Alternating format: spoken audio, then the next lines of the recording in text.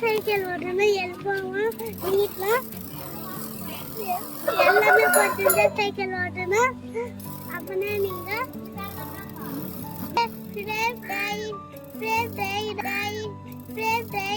ஓட்டணும். எல்லாரும் பார்த்து ஓட்டுங்க.